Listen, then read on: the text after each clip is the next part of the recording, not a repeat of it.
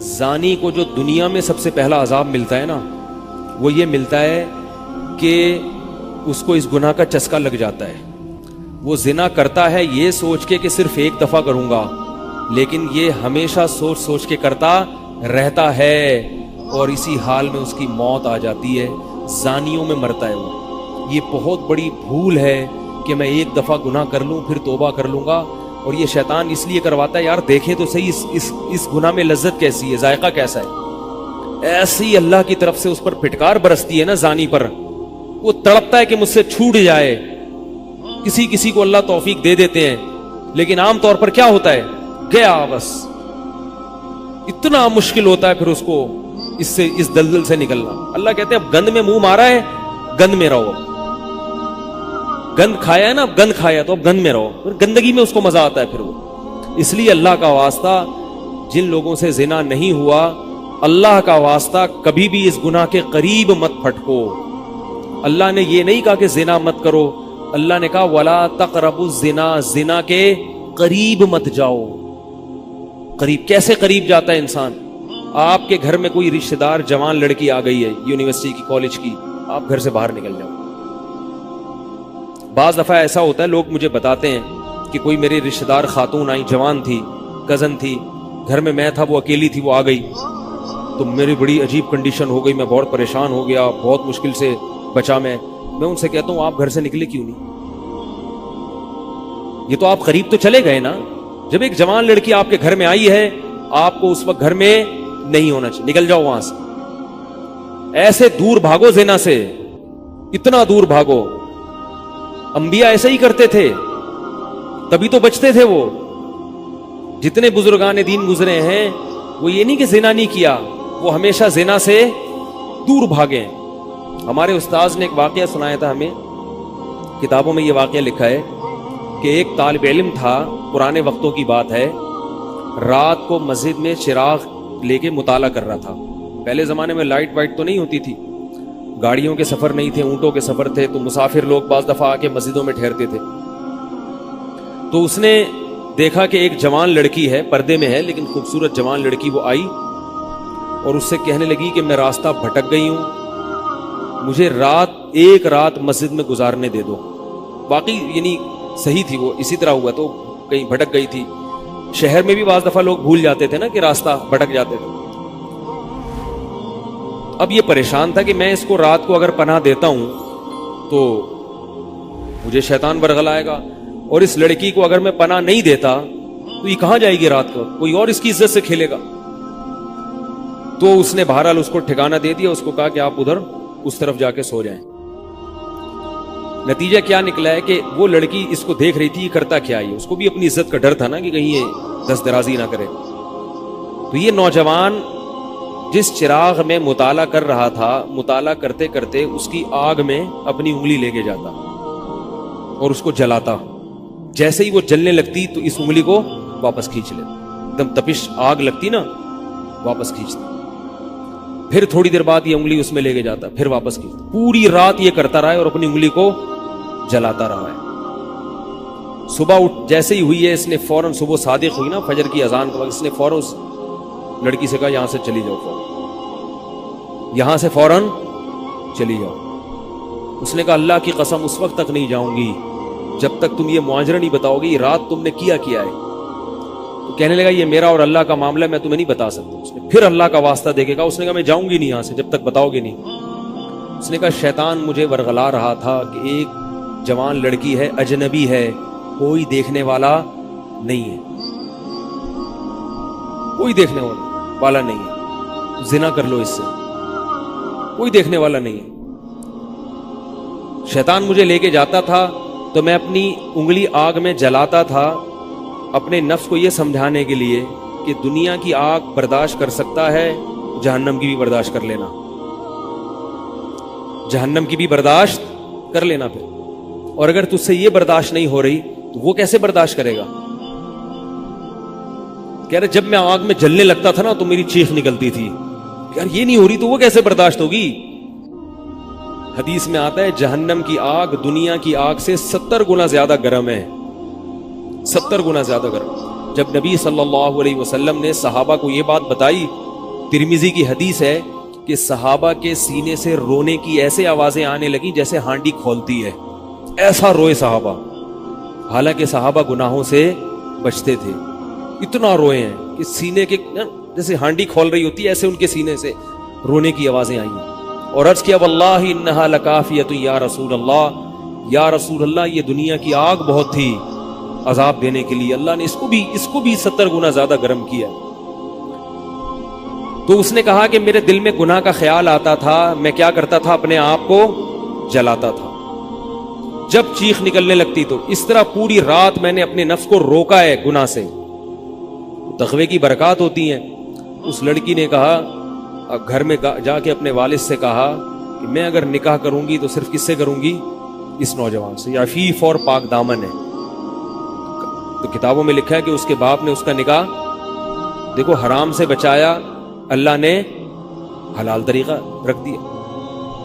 तो जो भी जिना से बचता है ना, याद रखो, जैसे जिना करने का अजाब बहुत सख्त है, ऐसे ही किसी को जिना का मौका मिले और वो बच निकले, उसका सवाब भी बहुत ज्यादा है।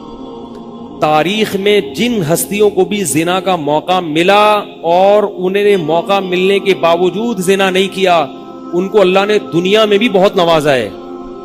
मैं अक्सर एक वाकया सुनाता हूँ। हमारे एक दोस्त हैं अमेरिका में, बल्कि अमेरिका से भी एक दूर इलाका है, उसका जगह का नाम मैं भूल गया। उन्होंने मेरा ये बयान सुन के मुझसे मिलने के लिए आए थे। वो मुझे पहचान गए ये बयान सुन के। मुमकिन है अभी मेरा ये बयान सुने वो। ये मेरे वालिद साहब का वाकया है। मेरे वालिद साहब जब अमेरिका गए, कंवारे थे उस वक्त, मेरे वालिद साहब बहुत हैंडसम थे, खूबसूरत थे, और इतना चौड़ा तो उनका सीना था और ऐसी चौड़ी चौड़ी कलाइयां थी। बहुत माशाल्लाह अल्लाह ने उनको मर्दाना वजाहत दी थी, और आवाज ऐसी थी जैसे बबर शेर होता है। बहुत ही खूबसूरत आवाज, बड़ी जबरदस्त पर्सनैलिटी थी। आप जाएं अभी हमारे महल्ले में जाके लोगों से पूछें, क्या खूबसूरत पर्सनैलिटी थी वालिद साहब की हमारे। जब इंतकाल हुआ है ना मेरे वालिद साहब का, तो पूरा महल्ला रो रहा था, पूरा महल्ला। मस्जिद के इमाम साहब जब भी जनाजे का ऐलान करते थे ना, तो रोते नहीं थे। हजारों मैयतों के ऐलान किए थे। मेरे वालिद साहब का जब मस्जिद के इमाम साहब ऐलान कर रहे थे, 3 दफा ऐलान किया, तीनों दफा रोए हैं। इतनी लोगों को उनसे मोहब्बत थी। तो ये कैसे हो गई, ये कैसे हो गई? क्यों अल्लाह ने उनकी मोहब्बत लोगों के दिलों में रख दी, और क्यों अल्लाह ने उनको इतना नवाजा? वालिद साहब नेवी में थे। अमेरिका जब फर्स्ट टाइम जहाज गया है, कंवारे थे उस वक्त। तो कंवारा लड़का पाकिस्तानी या इंडियन हो, पहली दफा अमेरिका जाए, वो भी कंवारा, कोई रोकने टोकने वाला ना हो, और गुनाह की दावत मिले, बचना कितना मुश्किल है। तो वालिद साहब, ये मैंने वालिद साहब से बराह रास्त नहीं सुना, मैं ऐसी बातें वालिद साहब नहीं करते थे, किसी जरिए से सुना मैंने कि तुम्हारे वालिद साहब ने ये वाकया हमें सुनाया, किसी ने मुझे बताया। कहते हैं कि जब वो गए तो एक खूबसूरत अंग्रेज लड़की आई और उनको गुनाह की दावत दी। अब एकदम पहली दफा किसी पाकिस्तानी ने ये चीज मंजर देखा हो, ठीक है ना, अमेरिका का एक मंजर होता है ना। अब तो लोग मूवीज में इतना देख चुके होते हैं ना, उस वक्त तो ड्रामे फिल्में भी नहीं होती थी, मूवीज भी नहीं होती थी, तो पहली दफा ही देखा था ये ऐसा मंजर। तो वो घसीट के ले गई अपने घर। जब ये कहें घर पे गया हूं ना, तो मुझ पे अल्लाह का खौफ आ गया कि ये क्या कर रहा हूं। वहां जाके वापस भागे हैं। उधर पहुंचने के बाद वो औरत गुस्सा हो रही थी कि अगर तुमने ये काम करना नहीं था तो मेरे साथ आए क्यों मेरा खर्चा कराया तुमने, क्यों खर्चा कराया मेरा? तो आदमी और शर्मिंदा हो जाता है ना कि यार। तो वालिद साहब कहते हैं कि मेरे दिल में ख्याल आया कि मैंने जिंदगी में कभी ये गुनाह नहीं किया, और मैं यहां पहली दफा आया हूं, अगर मैं इस गुनाह में पड़ गया, अल्लाह की नजर मुझसे हट जाएगी। वापस भागे। बड़ा मुश्किल होता है ऐसे मौके पे। उस वक्त उनकी उम्र हो गई 22 या 23 साल, ज्यादा से ज्यादा 24 साल होगी। तो भागे हैं वापस। तो वालिद साहब कहते थे, जिन्होंने मुझे ये वाकया सुनाया, कि मुझसे कहने लगे कि तुम्हारे वालिद साहब कहते थे कि उसके बाद मेरी जिंदगी में क्या आया है, इनकलाब। फिर अल्लाह ने कुरान की तिलावत की तौफीक दी। हिफ्ज़ कुरान था, भूल चुके थे, रोजाना एक कुरान पढ़ने का मामूल बना फिर, ताकि कुरान दोबारा याद हो जाए। जहाज पे 3 साल इमामत की, दाढ़ी बड़ी रख ली माशाल्लाह। और फिर इतनी इज्जत अल्लाह ने उनको दी। अल्लाह ने उनके, हमारे सब भाई माशाल्लाह दाढ़ी वाले हैं, सब बहनें शरई पर्दा करती हैं, सब भाभियां पर्दा करती हैं। घर में क्या आ गया पूरा, हालांकि उस वक्त शादी नहीं हुई थी, लेकिन ये असरात कहां मुंतकिल हुए हैं, खानदान में पूरे। پورے خاندان میں منتقل ہو گئے نا. انتقال ہوا تو جنازہ میں نے پڑھایا والد صاحب کا. اگر اللہ نہ کرے اس برائی میں پڑ جاتے, ہمیں پتا چلتا کہ ہمارا باپ ایسا ہے, تو ہم ایسے ہوتے. ویسے تو ابھی بھی کوئی اتنے نیک نہیں ہے, لیکن گیٹ اپ تو ہے نا. گیٹ اپ تو اللہ نے مولویوں والا دے دیا نا, تھوڑے تھوڑے تو دیکھنے کی حد تک تو نیک بنا دیا نا. ایسے نہیں ہوتے ہم. تو یہ جو برکات ہیں یہ نسلوں میں منتقل ہوتی ہیں. نسلوں میں اتنی عزت دی اللہ نے, اتنی عزت دی تھی کہ انتقال کے وقت محلہ رو رہا تھا, پورا محلہ رو رہا تھا انتقال. اور بہت سے لوگوں نے والد صاحب کی قبر کے پاس نہ جگہ گھیر لی تھی کہ ہم یہاں دفن ہوں گے. حالانکہ مسجد کے امام نہیں تھے, کچھ بھی نہیں, کوئی ایسی شخصیت نہیں تھے کہ وہ کوئی مقتدی اور رہبر سمجھے جاتے. تہجد کا معمول تھا, تلاوت کا معمول تھا. اور میں نے خود بھی کئی دفعہ نوٹ کیا, ایسا لگتا تھا ان کے منہ سے خوشبو آتی ہے, ایسا محسوس ہوتا تھا. ایسا اللہ نے, کیونکہ تلاوت بہت زیادہ کرتے تھے. جب انتقال ہوا ہے نا جس دن, اس دن بھی آدھا گھنٹہ تلاوت کر کے اٹھے. گھر میں ان کا معمول تھا, گھر میں آنے کے بعد آفس سے جب گھر میں آتے تھے نا, سب سے پہلے نہا کے, عجیب ان کے معمول تھے, نہاتے لازمی تھے روزانہ. اور چونکہ فوجی تھے نا, تو فوجیوں کی جو ایک روٹین ہوتی ہے نا, وہ تبدیل نہیں ہوتی. اب جب فوج میں تھے تو گرم پانی سے نہانے کی عادت تھی, تو جون میں بھی گرم سے ہی نہاتے تھے. ہم کہتے, اب والد صاحب سے کہتے گرمی ہو رہی ہے, لیکن وہ ایک روٹین ہوتی ہے نا فوجیوں کی. بس وہ آنا ہے, دھوتی پہنی, غسل خانے میں چلے گئے, پانی گرم پہلے کیا, اپنا کام سارا خود کرنا, کسی سے کام ہی نہیں لیتے تھے. اور وہ 2 منٹ کے اندر ایسے پھرتی سے نہاتے تھے. ہم حیران, یہ کیسے نہاتے ہیں اتنی دیر میں؟ کہتے میں صابن سے باقاعدہ تسلی سے نہایا ہوں. اتنی جلدی پھرتی میں کام کرتے تھے. آتے ہی تلاوت کرنی, اور تلاوت اونچی آواز میں کرتے تھے. پورے گھر میں والد صاحب کے تلاوت کی آواز آتی تھی. مجھ سے غلطی یہ ہوئی کہ انتقال سے چند دن پہلے میں ان کی تلاوت سن رہا تھا, تو میرا دل چاہا میں اس کو ریکارڈ, اس وقت ریکارڈنگ کا اتنا زیادہ نہیں ہوتا تھا, میں نے کہا اس کو میں ریکارڈ کر لوں, لیکن وہ ریکارڈ میں نہیں کر سکا. میں نے کہا چلو بعد میں کر لوں گا, اور ان کا انتقال ہی ہو گیا. تو تلاوت اونچی آواز سے ٹوپی اتار کے تلاوت کرتے تھے. تو جس دن انتقال ہوا ہے, اور اللہ سے کہتے تھے کہ اللہ کسی کا محتاج نہ بنانا, ساری زندگی کسی سے خدمت نہیں لی, صرف جو ہے نا کمر دبواتے تھے بیٹوں سے اپنے. تو مجھ سے بھی دبواتے تھے, میرا یہ انگوٹھا بڑا مضبوط ہو گیا ہے. وہ کمر پہ نا ان کے یہ ایسے مالش کر کے, ایسے کمر پہ میں مالش کرتا تھا والد صاحب کی, یہ تیل لگا کے نا ادھر, تو میرے انگوٹھے میں بڑی طاقت پیدا ہو گئی تھی. مجھے کہتے تھے یار تم ہو باریک سے, میرے باقی بھائی ذرا, لیکن یار تمہارے ہاتھ میں بڑی طاقت ہے. تو میں کہتا تھا کہ یہ میرے ہاتھ میں طاقت نہیں ہے, یہ مالش کر کے نا یہ انگوٹھا بہت مضبوط ہو گیا ہے. تو کیا تھا, تلاوت کی انتقال سے پہلے, اور بار بار دعا کیا کرتے تھے کہ اللہ بستر پہ لیٹوں نہیں. زندگی میں ہم نے کبھی نہیں دیکھا والد صاحب بستر پہ لیٹے ہوں, یعنی بیمار ہو کے لیٹے ہوں. اپنا سارا کام پھرتیلی پن سے کوئی بالکل. تو وہی ہوا, موت کے وقت بھی ایسا ہی ہوا. آئے ہیں, تلاوت کی ہے, پھر اس کے بعد گئے عشاء کی نماز پڑھنے, صف میں بیٹھے ہوئے تھے کہ گر گئے. صف سے اٹھا کے ان کو ہاسپٹل لے کر گئے ہیں, نماز کی اقامت ہو رہی ہے, اور وہیں اٹیک ہوا, اور وہی ان کا قبر کا سفر. کتنی اچھی موت دی اللہ تعالیٰ نے, کہ ایک دن کیا ہوا, بارش میں بھیگتے بھیگتے آئے ہیں گھر میں, اور فوراً نماز کے لیے گئے. تو والدہ نے کہا کہ بھائی ابھی بارش ہو رہی ہے. انہوں نے کہا اللہ بولے گا آفس سے یہاں تک پہنچ گئے, اور اب یہاں سے مسجد تک نہیں جا رہے, اللہ کو بھی منہ دکھانا ہے. ایسے نماز کے پابند. سعودی عرب میں جب عمان میں ان کی جاب تھی, کئی گھنٹے کا گرمیوں کا روزہ ہوتا تھا, لوگ چھوڑ دیتے تھے. والد صاحب کہتے تھے مر جاؤں گا, رمضان کا روزہ نہیں چھوڑوں, کچھ بھی ہو جائے رمضان کا روزہ کیسے چھوڑوں. تراویح کبھی نہیں چھوٹتی تھی, رمضان کا روزہ کبھی نہیں چھوٹتا تھا. میں یہ نہیں کہہ رہا کہ کوئی برائی تھی نہیں ان میں, ایسی کسی کی تعریف کرنا غلط ہے, مگر اللہ نے مجموعی لحاظ سے ان میں بڑی صفات رکھی تھیں. یہ صفات کیسے پیدا ہوئیں؟ اللہ نے ایک برائی سے بچنے کی توفیق دی. تو میں نے یہ اسی میں ان کی موت واقع ہوئی ہے.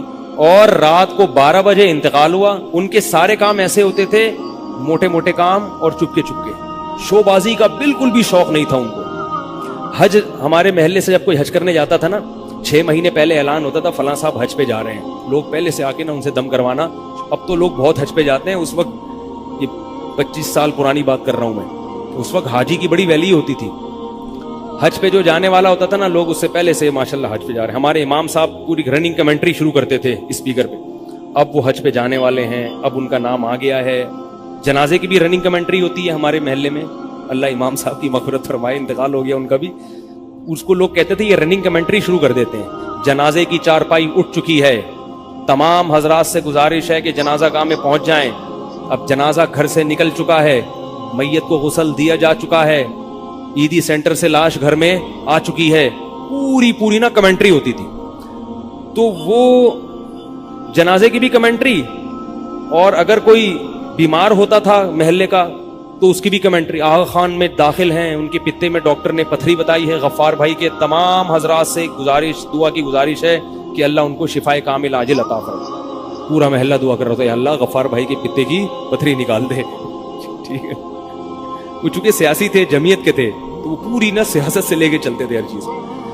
تو والد صاحب اب جب حج پہ جاتا تھا کوئی, تو اس کی پھر وہ جب حاجی صاحب آتے تھے ان کا بڑا استقبال. ہمارے والد صاحب کو یہ چیزیں پسند نہیں تھی. والد صاحب حج کر کے گئے پتہ ہی نہیں چلا, اور واپس کسی کو بولٹن مارکیٹ میں ملے. اس نے کہا ہم نے تو سنا تھا آپ حج کرنے گئے ہوئے ہیں. والد صاحب نے کہا میں بھی ابھی آیا ہوں. میں نے کہا ذرا بولٹن مارکیٹ سے ذرا ٹچ کرتا ہوا گھر چلو. ایک تھیلا تھا ان کے پاس, اسی تھیلے میں حج بھی ہو رہا ہے. پوری دنیا دیکھی تھی والد صاحب نے, پوری دنیا کا سفر کیا.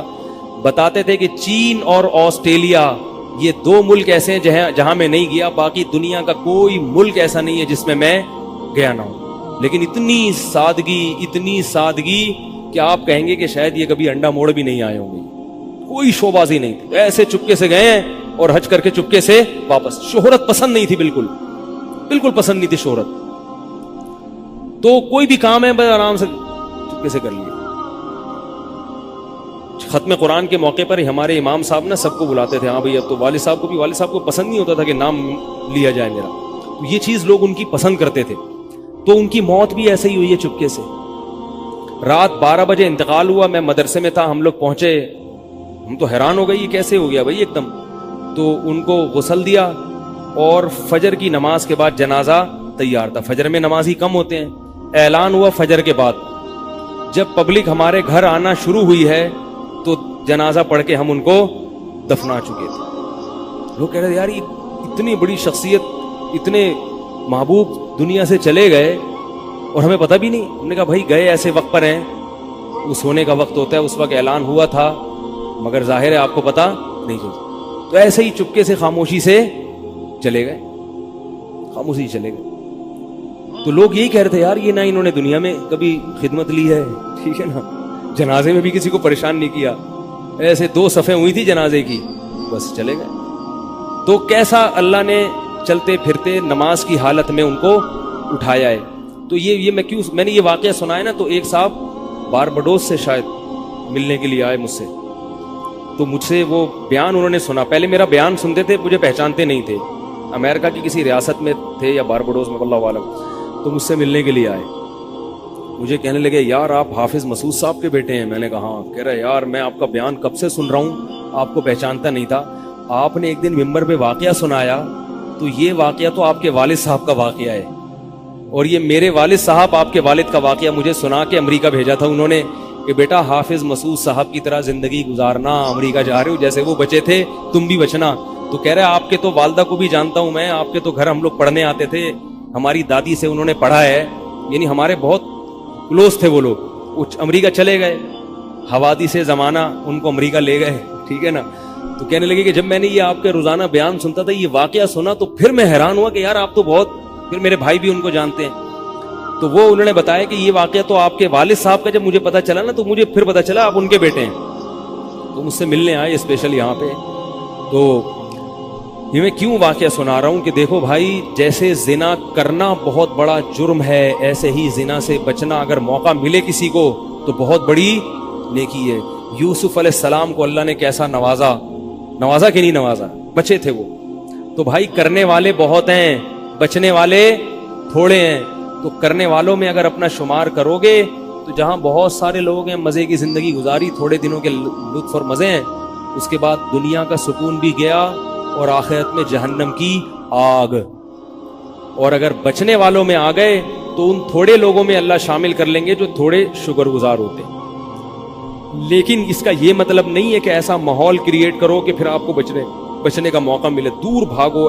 میں نے بتایا نا, کوئی لڑکی گھر میں آتی ہے, باہر نکل جاؤ گھر سے, بولے بھائی تنہائی میں نہیں, میں تو اس کی احتیاط کرتا ہوں. کوئی جوان خاتون اگر مسئلہ پوچھنے آ جائیں, بوڑھی ہے تو کوئی اتنا مسئلہ نہیں ہے, جوان خاتون, ایسا ہوتا ہے بعض دفعہ خواتین کو تو ماحول کا نہیں پتا ہوتا, اب وہ آئی ہیں, میں گھر میں کوئی نہیں ہے, آگے دروازہ بجا رہی ہیں, مفتی صاحب گھر میں مسئلہ پوچھیں. گھر میں نہیں بیٹھو, سڑک پہ کھڑے کھڑے پوچھو, ٹھیک ہے نا, بے احترامی ہے.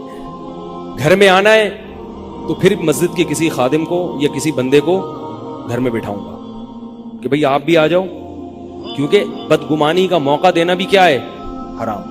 ہاں گھر والے موجود ہوں, اہلیہ موجود ہیں, پھر بے شک آگے بیٹھو. اور پھر بھی میں ایسا نہیں کرتا کہ اہلیہ دوسرے کمرے میں اور یہ خاتون اس کمرے میں میرے ساتھ بیٹھے, ایسا نہیں ہوگا بھائی, ایسا کریں گے تو کون آئے گا.